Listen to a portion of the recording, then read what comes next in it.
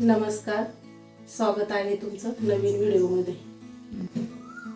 आणि आज आषाढ महिना आहे ना, तर आमच्या घरी सुवासिनी आहे, त्यासाठी मी पुरणपोळीची थाळी बनवणार आहे. ते तुम्हाला मी सगळी रेसिपी दाखवते. त्यासाठी मी इथं पुरण बनवून घेतलंय, त्याची रेसिपी मी तुम्हाला सांगते.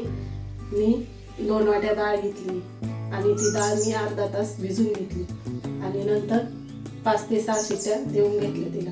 आणि ती नंतर डाळ तिच्यामधलं ते पाणी सारासाठी रशीसाठी काढून घेतलं आणि ती गूळ टाकून परतून घेतलं मस्त पुरण आणि हे दळून घेतलं, चाळणीमधून काढून घेतली.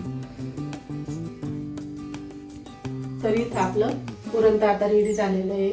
आणि आता मी काली रशी बनवली, त्यानं ती पुरणपोळीबरोबर तिची रेसिपी दाखवते. त्यासाठी मी इथं कांदा घेतलाय, खोबरं घेतलंय, ही धना पावडर आहे, हळद, लसूण, मिरच्या आणि ही कोथिंबीर घेतली थोडी कापून. हे काळ्या रशीसाठी मी साहित्य घेतलंय. आणि हे पुरणाचं पाणी आहे ना, ते टाकायचं काळ्या रशीला. लसूण तळून घेते, थोडासा तळून घ्यायचा. इथं हे खोबरं पण थोडं भाजून द्यायचं.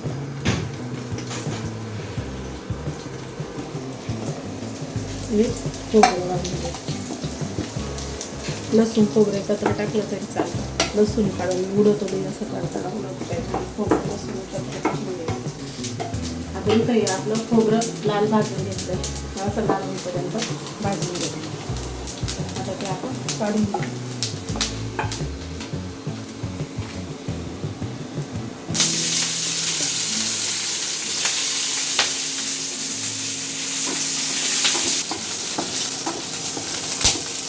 मिरच्या पण तळून घेतलंय.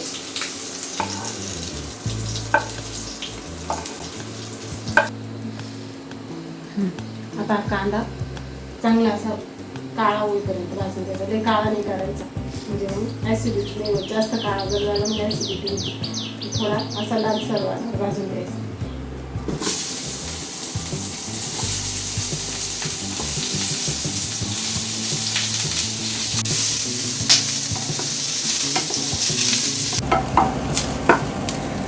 असा कांदा लाल होईपर्यंत भाजून घ्यायचा चांगला, थोडा आणखी जास्त लालसर होतो. आणि थोडी हळद टाकायची त्याच्यामध्ये. हळद टाकल्यावर ना भाजीला शिर तरी येते, मस्त भारी टेस्ट येते. हळद कांदा भाजतानाच टाकायची थोडी, अशी चमचाभर हळद कांद्यावर टाकून घ्यायची. मग याला आहे ना भाजीला चांगली तरी. कांदा झालाय आपला, आता काढून घेते.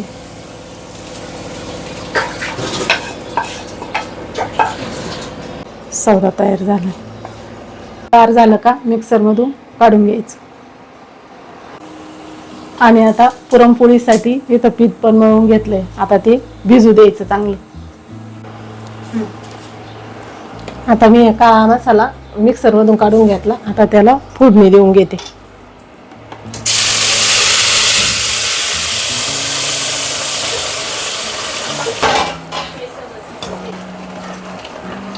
आता मी ही धना पावडर टाकून घेते. हा मी मसाला करेल तयार, तो मसाला 2 चमचे टाकून घ्यायचा. असा परतून घ्यायचा त्या सौद्यामध्ये. बऱ्याच जण कमेंट होते की मसाला कसा टाकायचा आणि कसा टाकायचा. तर आता ही जी ग्रेव्ही ही परतून झाली आहे, ती परतली की याच्यात टाकून तो मसाला टाकायचा त्याच्यामध्ये.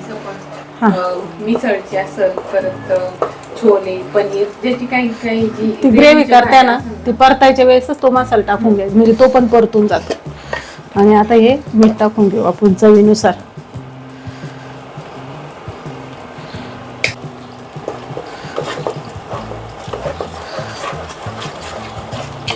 हे पुरणाचं पाणी ना, डाळ शिजून ते पाणी काढलेलं राहतं ना, ते पाणी देण करून या रशीला टाकायचं, त्याने टेस्ट भारी येते. आणि पाणी आता मी टाकून घेते.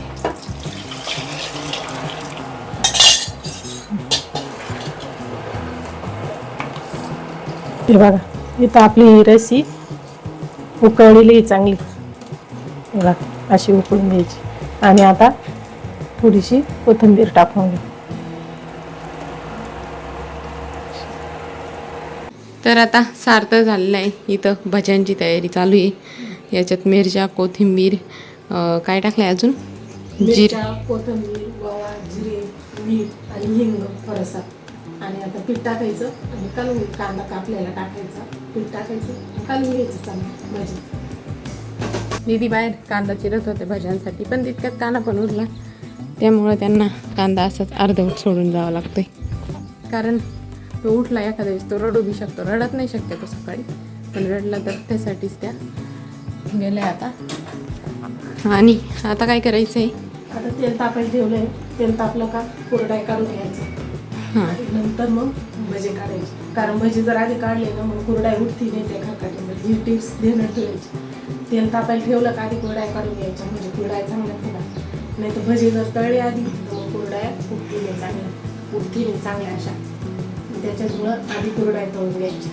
आणि ते भज्यांचा जो रंग राहत होतो ऑलरेडी त्याला लागलेला राहत, त्यामुळं कुरड्यांचा कलर पण चेंज होऊ शकतो. आणि त्या अशा लाल लाल दिसत. त्याच्यापेक्षा आधी तेल तापलं की लगेच कुरडया काढून घ्यायच्या. गाईस, भात पण झाला आहे आमचा आता. इथं आत्या सार बनवत होत्या, तोपर्यंत दीदींनी इथं भात बनवायला ठेवला होता.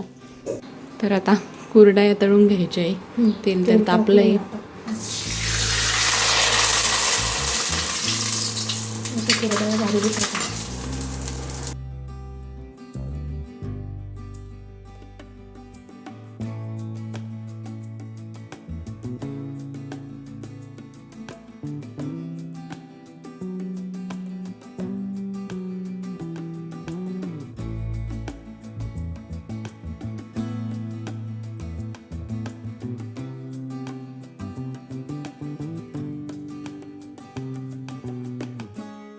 असं उंडा करून घ्यायचा, लाटून घ्यायचा असं, आणि असं त्याच्यात पुरण भरायचं.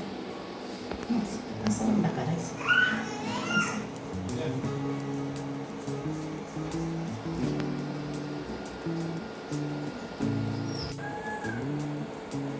असं वरचं पीठ थोडं वरतून घ्यायचं.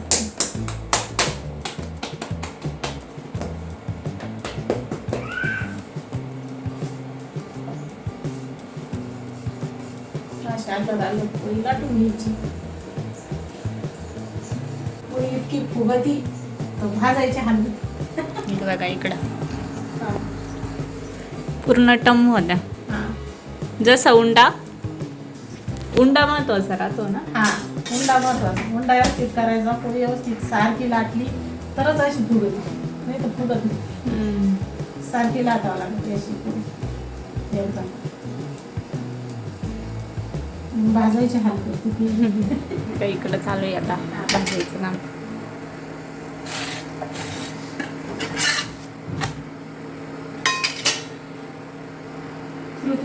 तुमच्या पोळ्या भाजायला हलवती म्हणजे फुगत नाही अशा हातावर.